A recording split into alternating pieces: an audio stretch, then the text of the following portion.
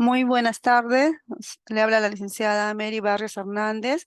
En esta tarde me han invitado para hablar acerca del tema de cuidados de enfermería en el postoperado de trasplante renal. Bueno, el trasplante renal es una intervención quirúrgica que requiere una atención de enfermería especializada. Los cuidados y consideraciones son esenciales para lograr una adecuada recuperación del paciente.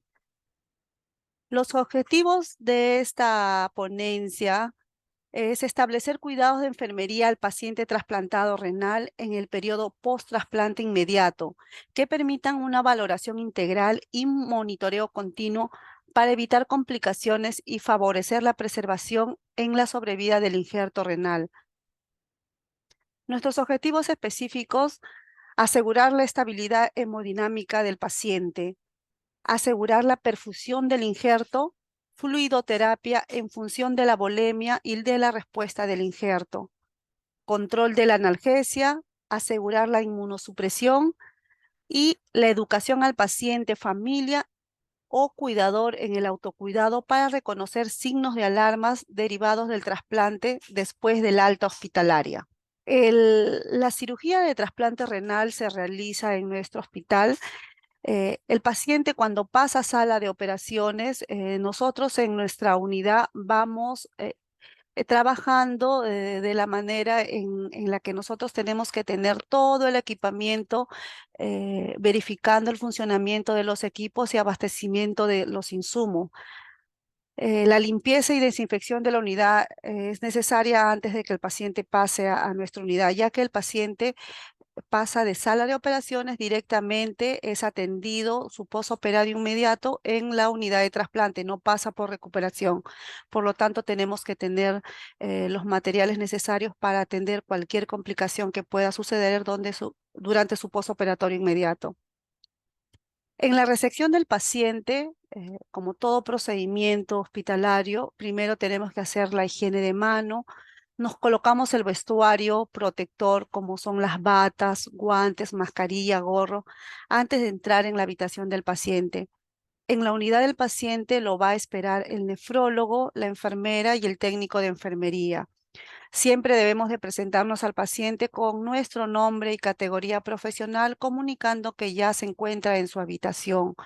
Tenemos que comprobar la identidad del paciente mediante la pulsera identificativa.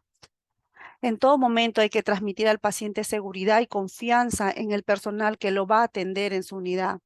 Tenemos que valorar el estado general del paciente, como el nivel de conciencia, sus signos vitales, la frecuencia cardíaca, presión arterial, presión venosa central, pulsos distales, temperatura, la función renal, la saturación de oxígeno.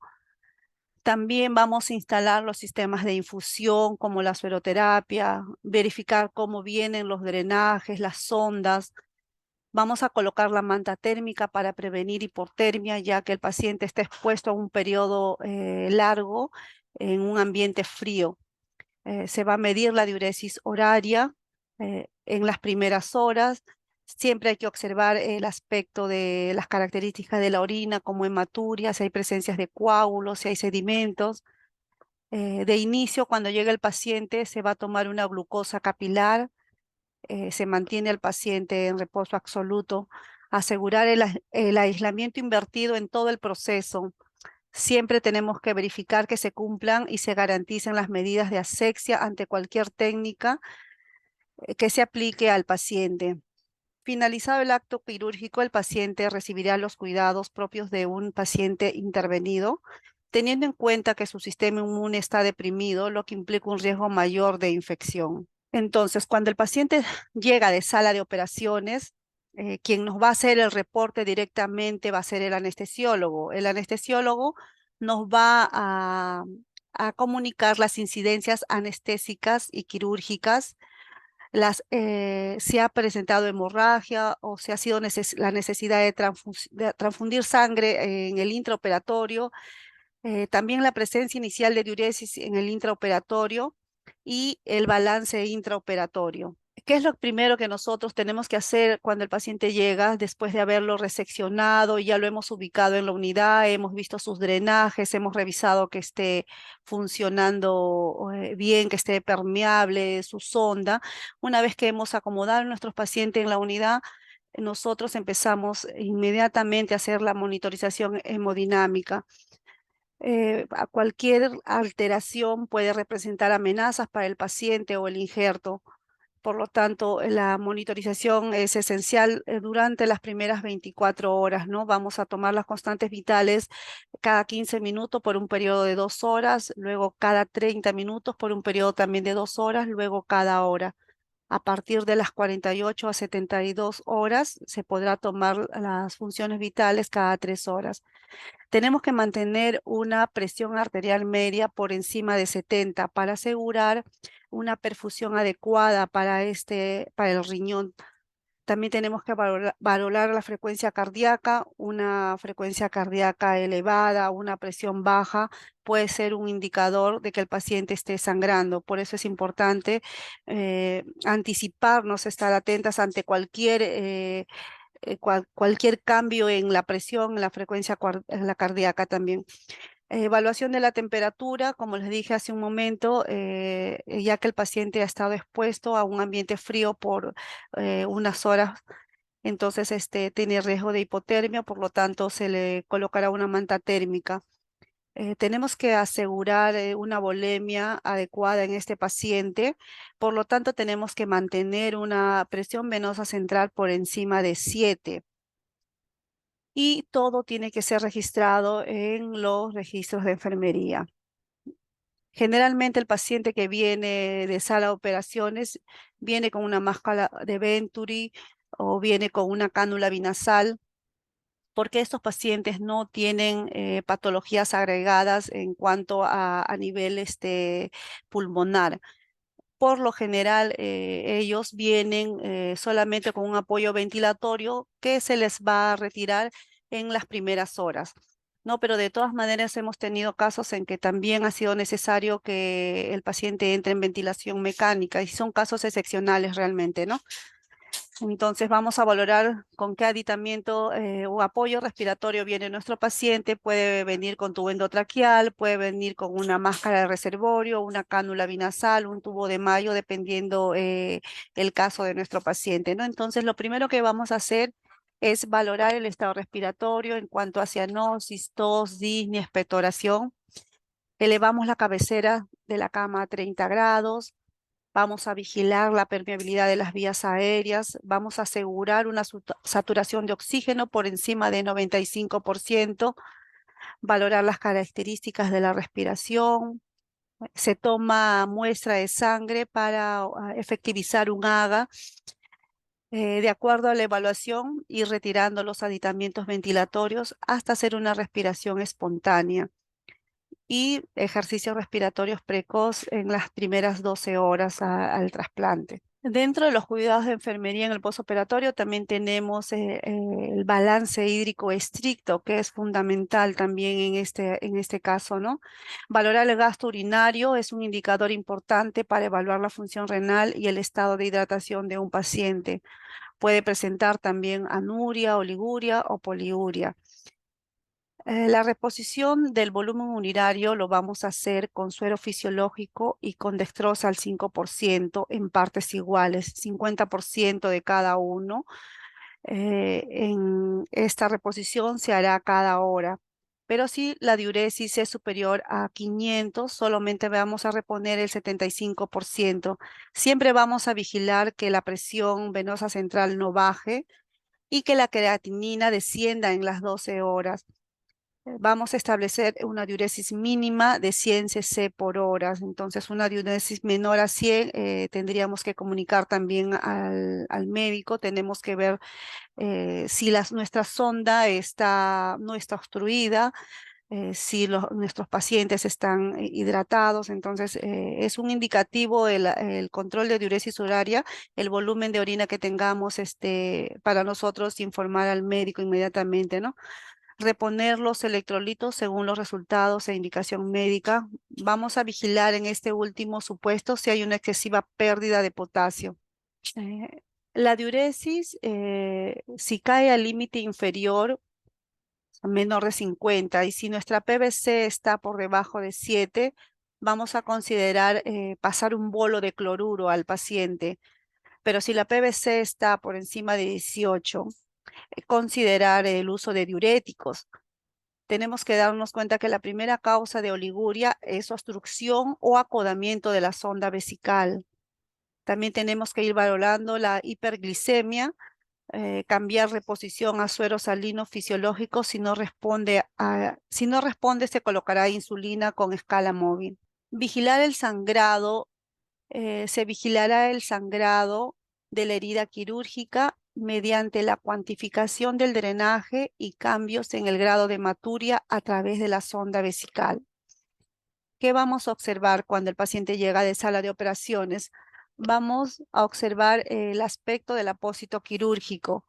Vamos a cuantificar el drenaje que trae el paciente de sala de operaciones. Vamos a evaluar sus características. Si aumenta de volumen, inmediatamente comunicar al médico. También se tiene que valorar la herida quirúrgica en busca de hematomas. La ausencia de drenaje puede indicar también que se haya obstruido, ¿no? Comunicar también inmediatamente al médico. La curación será diaria por el equipo de urología y el retiro de aditamientos cuando el volumen sea menor a 50 cc en 24 horas. También valoramos el sangrado a través de las características de la orina, ¿no?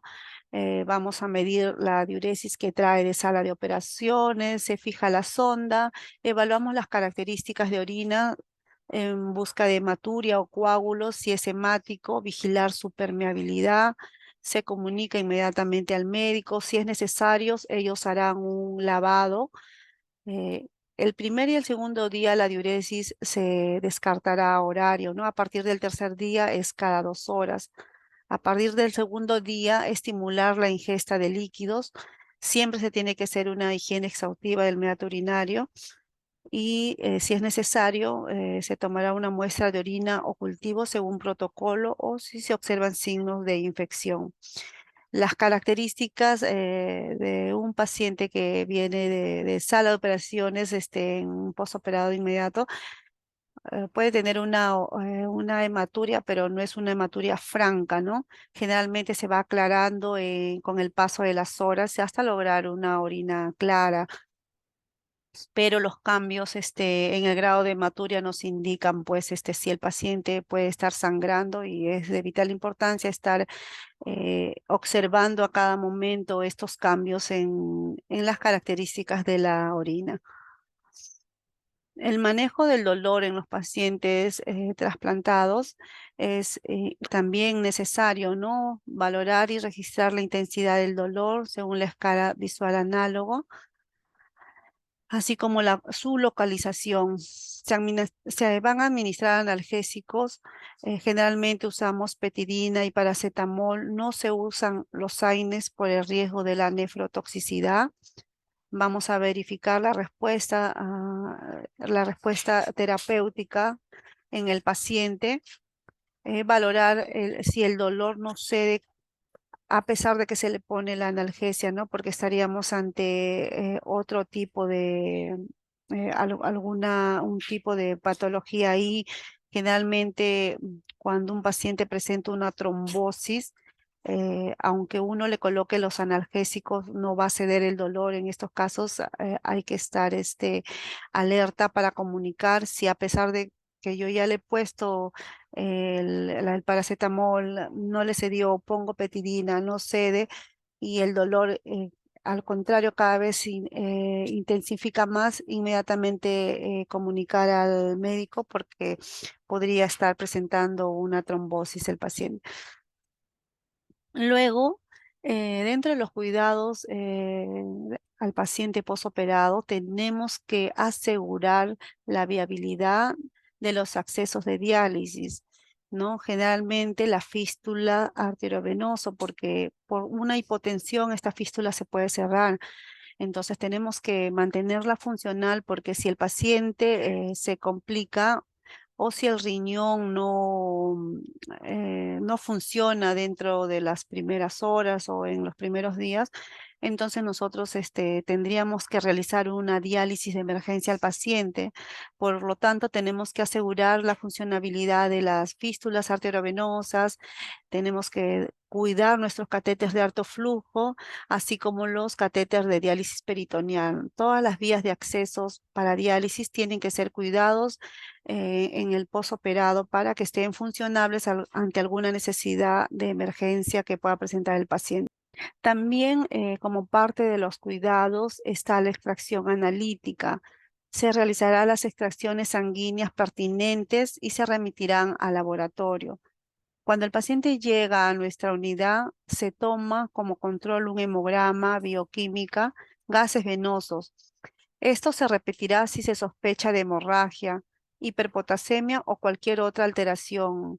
También se hace un monitoreo electrolítico, ya que estamos reponiendo con dextrosa, estamos reponiendo con electrolitos, entonces estamos reponiendo con cloruro, ¿no? Entonces puede haber alteraciones en el sodio, puede haber alteración en la glicemia del paciente, por eso se está controlando según la necesidad.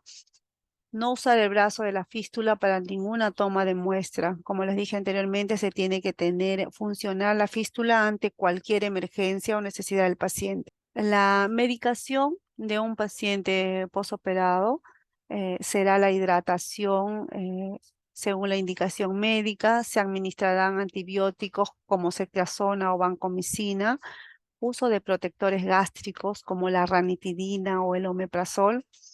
La medicación habitual del paciente en diálisis se suspende en el post-trasplante, a excepción de aquellos tratamientos imprescindibles como los antipilépticos, hormonas tiroideas, etc.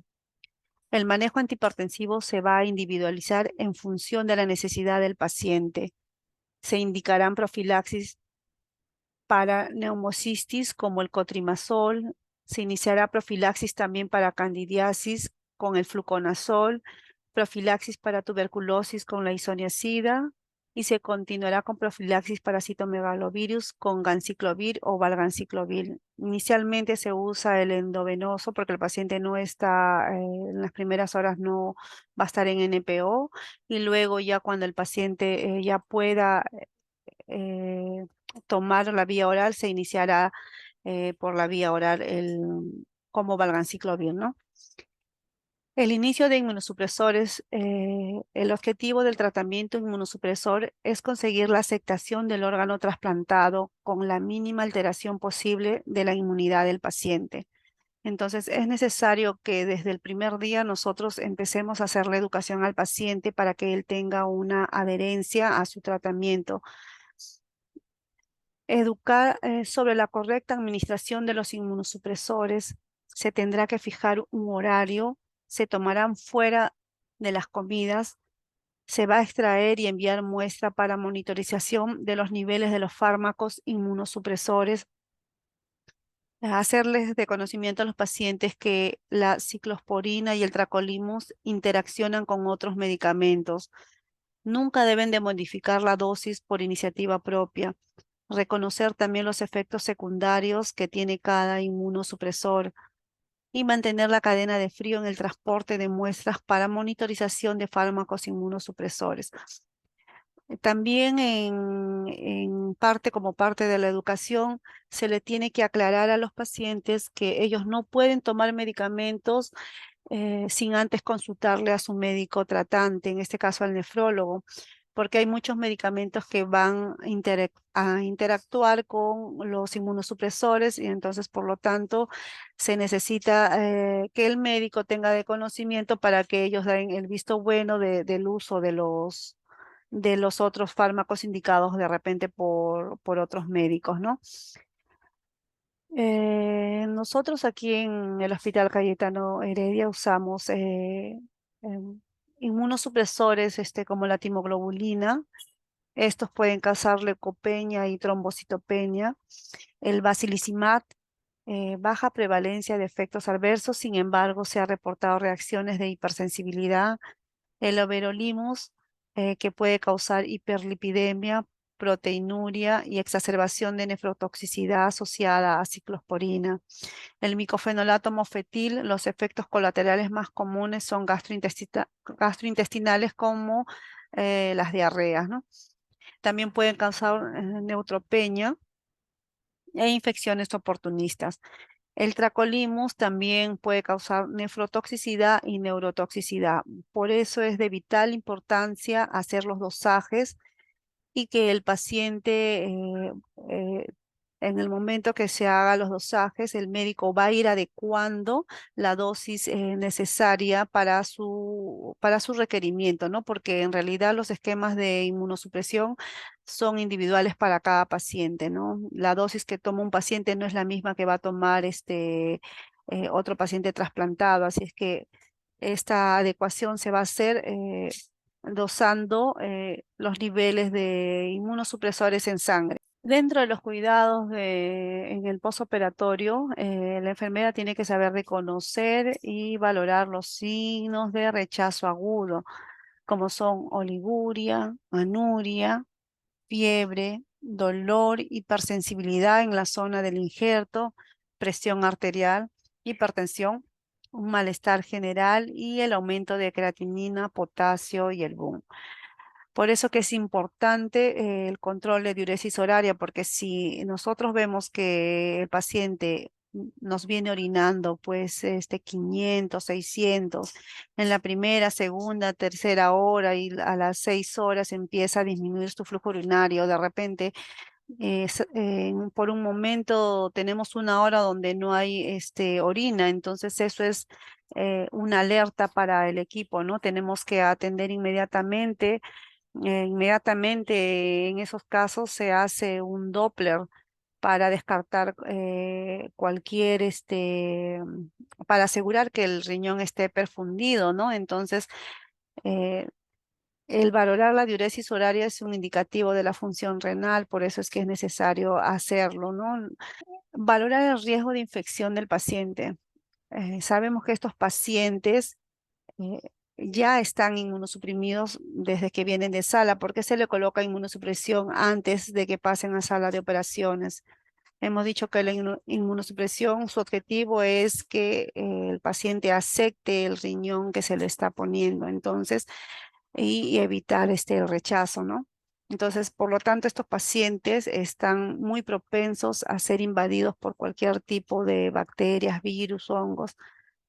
Entonces, para detectar cualquier infección, puesto que ya se comenzó la inmunosupresión dentro de las primeras 24 horas, se hará un hemocultivo, un ureocultivo, un exudado faríngeo.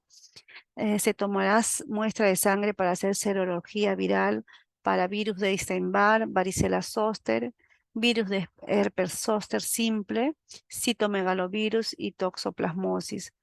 Las medidas generales respecto a la prevención de infecciones, además de los cuidados relacionados con la herida quirúrgica, la vía urinaria y catéteres, incluyen medidas de aislamiento de barrera. Tenemos que realizar los cuidados de los catéteres, en este caso del catéter venoso central, teniendo toda la técnica según las guías de procedimiento que se tienen para evitar que estos pacientes tengan o adquieran algún tipo de infección, ¿no? Se realizará una curación con solución salina y clorexidina al 2%. Se va a fijar el catéter con el apósito transparente. Se va a proteger la inserción y conexiones. Valoramos si no hay dolor, cuidar la permeabilidad y observar cualquier signo de alarma. Los cuidados que se tienen que tener con la sonda vesical de la misma manera, ¿no? Lavarse las manos antes y después de manipular la sonda, la limpieza del meato uretral, evitar que la bolsa colectora entre en contacto con el suelo, mantener la bolsa por debajo del nivel de la cintura para evitar reflujo de la orina hacia la vejiga, evitar retirar de la sonda cualquier muestra de orina, cambiar la colocación de la bolsa para evitar que la sonda esté siempre en contacto con la misma zona, evitar los acodamientos.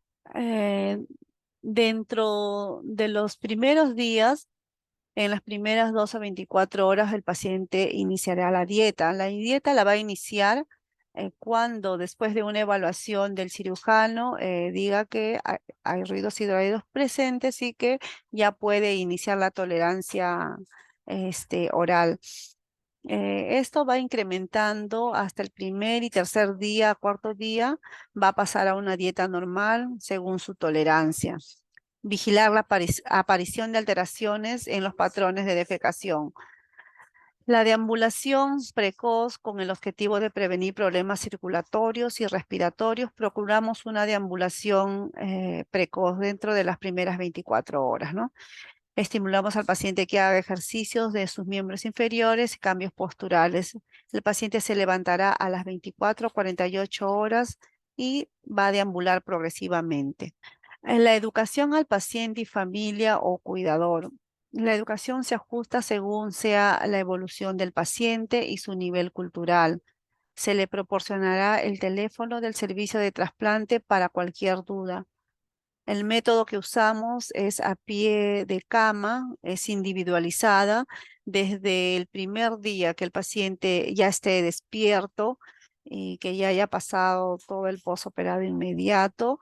El paciente ya puede recibir la educación, sobre todo para que tenga una buena adherencia a su tratamiento de inmunosupresión. Ellos tienen que ir a casa, sabiendo horario, reconociendo cada medicamento inmunosupresor, sabiendo su dosis, sabiendo algunos efectos adversos, reconocer signos de alarma para que ellos puedan comunicar y ponerse en contacto con el personal de trasplante ante cualquier emergencia, ¿no? Entregar un listado de materiales. Bueno, nosotros le hacemos un cuaderno en la unidad donde vamos a poner los medicamentos que toma, vamos a poner las dosis, vamos a poner sus horarios y de esa manera ellos van familiarizándose con la toma de sus medicamentos. Algunos usan alarmas de sus celulares para recordatorio, sobre todo en los primeros días, ¿no? Luego ellos logran irse de alta conociendo muy bien qué medicamentos toma, cuál es el horario y la dosis que toma, ¿no? Enseñar sobre posibles complicaciones post-trasplantes que pueden ser quirúrgicas y clínicas. Enseñar la manera correcta de tomar los fármacos inmunosupresores, sobre la dosis, la frecuencia, efectos secundarios. Instruir las condiciones adecuadas en las que se debe asistir al laboratorio para los controles. La atención de enfermería en el trasplante renal es esencial para garantizar una recuperación exitosa de los pacientes. Los cuidados y consideraciones deben centrarse en el preoperatorio, intraoperatorio, posoperatorio inmediato y posoperatorio tardío. La enfermera debe estar preparada para actuar ante cualquier eventualidad y estar disponible para apoyar al paciente en todo momento.